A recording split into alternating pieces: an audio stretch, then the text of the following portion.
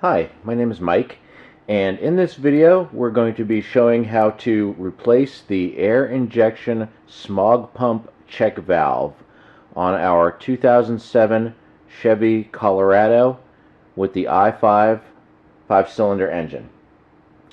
First, I'm going to show you the tools that we need. I'm going to show you the part.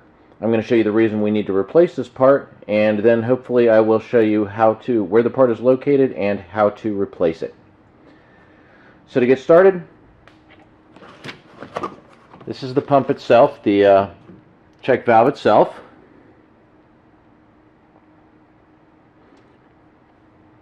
It mounts to the passenger side of the engine with 2 bolts, and there's a hose and then a electrical connection here at the top. I got this part from Rock Auto. It was $151. The part number is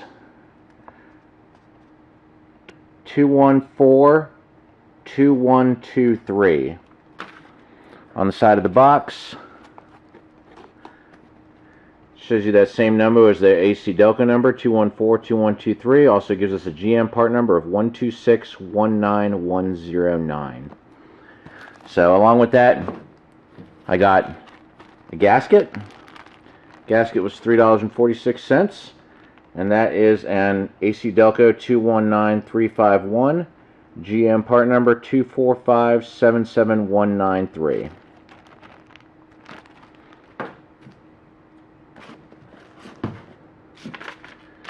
So you'll need a few tools to replace this part. I like to just have a couple different sizes of pliers, a couple different screwdrivers, socket wrench with a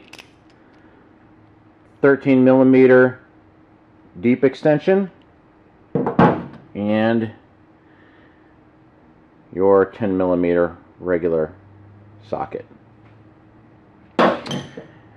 So the reason I have to replace this is kind of a bummer of a story. My job made me go on this really long drive, over 500 miles, and I said, man, I know something's going to break. I don't want to do this. I did it anyway. Sure enough, by the time I got home, I was getting a bazillion check engine lights. So let's go up to the front of the car. And I can show you those. Got my little code scanner already plugged in.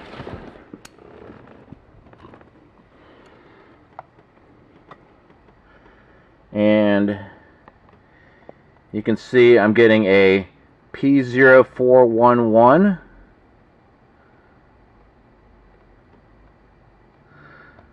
a P2431,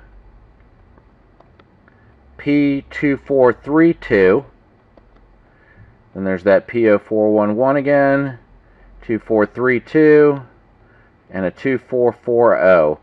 So you see most of those relate to the secondary air injection system switching valve. So my research online told me that this is the most likely part that I need to replace to resolve these issues. And if this doesn't work, I'm going to have to replace the air pump. So up here at the front of the truck, you can see the part that we're about to replace in here in the engine compartment.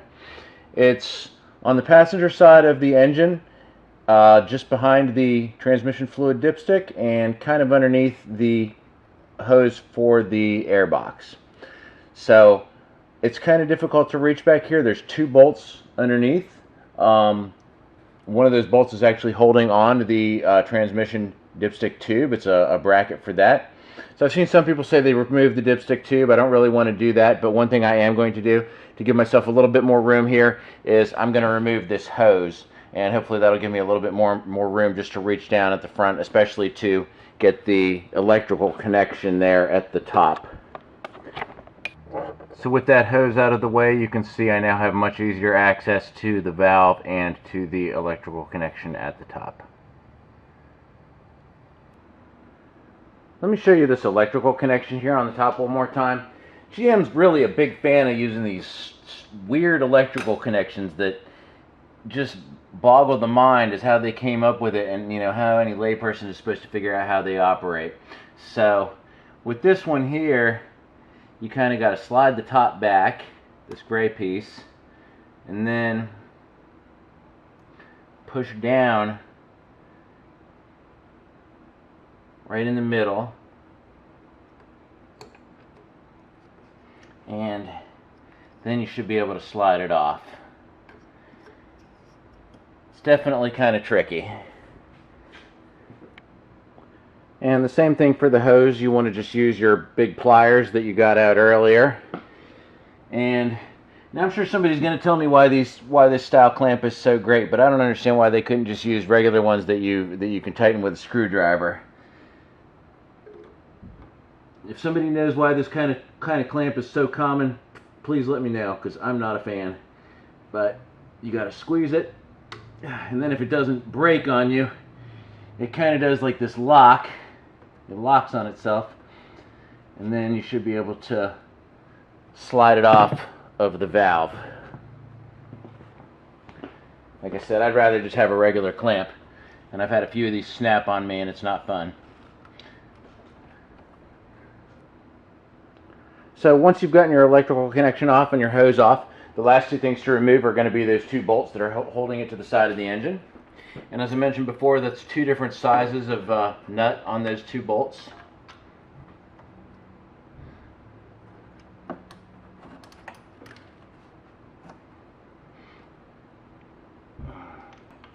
going to pause the video while I get that loose. So as I mentioned before, those nuts are pretty long, and here you can see one of them, the one bolt is taken out, and then the nut is taken off of the second one that is holding the transmission fluid dipstick tube in place. And let me just zoom in on that here so you get a better idea of what I'm talking about. I can get the camera down there. The dipstick tube, once you get that nut off, you can now just pull the dipstick tube out of the way, and then underneath it there you can access the head of the second long bolt to get that out of there, and that's the second bolt holding the valve to the side of the motor.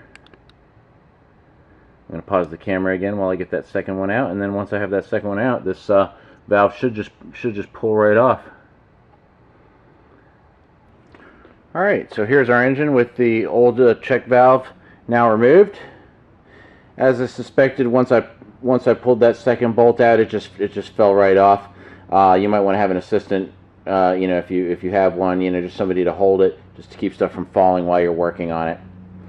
One other suggestion, something I just did, I unplugged my mass airflow sensor, not because I needed to, but just I didn't want to damage the wire running to it. So you might want to just unplug that and tuck the wire for that out of the way. So this is it. This is the old one. I'm going to go ahead and get my new one installed along with the new gasket. Installation is reverse of removal, as in most projects.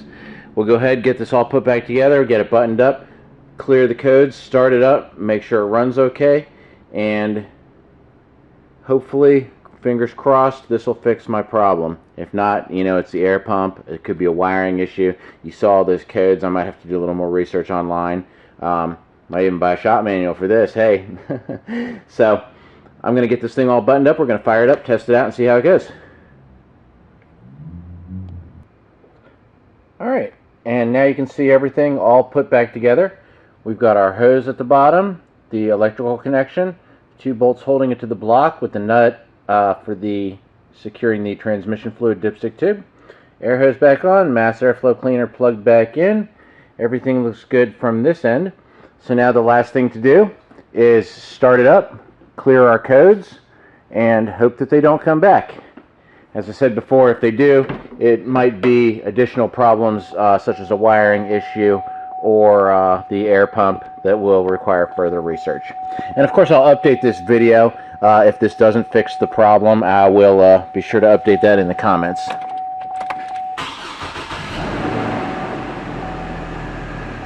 Started right up. That's a good sign. This truck does have 217,000 miles on it. Trying to keep it going a little bit longer. Got love a new truck, but I love not having car payments even more. So we're going to take our little code scanner, erase the codes.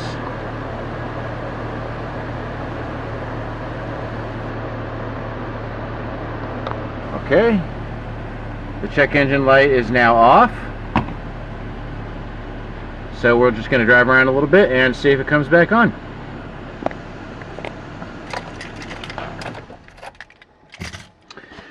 I hope this video has been helpful to you. If it has, please give me a thumbs up and like and subscribe to my channel. I do a lot of different car repair videos, especially on Chevy Colorado first generation pickup trucks and Toyota Corollas, which is my wife's car. I also do computer repair videos, computer hardware videos, upgrades, repairs, maintenance on a variety of computer systems. So thank you for watching.